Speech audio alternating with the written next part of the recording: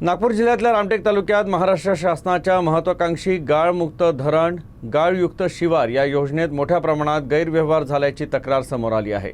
शेतकऱ्यांसाठी राखीव असलेली तलावातील माती बनावट शेतकऱ्यांच्या नावावर वीट भट्ट्या आणि खुल्या बाजारात तसंच रिसॉर्टमध्ये विकली जात असल्याचा आरोप करण्यात आला आहे।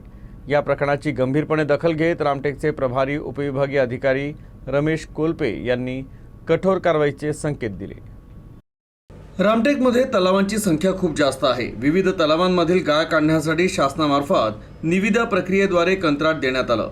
नियमानुसार मातीयुक्त गाळ शेतकऱ्यांना देणं बंधनकारक आहे, मात्र कंत्राटदार चक्क ही माती वीट भट्टी आणि रिसॉर्टमध्ये विकत असल्याचा आरोप आहे।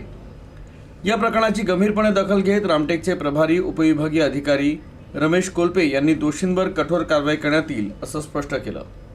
रामटेक तालुक्यामध्ये खिंसी डॅमच्या बॅकवॉटरमधून 3 लोकांनी परमिशन आतापर्यंत घेतलेले आहेत आणि त्या परमिशन म्हणजे गाळमुक्त धरण गाळयुक्त शिवार या शासनाची जी स्कीम आहे त्या अंतर्गतच हे परमिशन त्यांना देण्यात आलेले आहेत।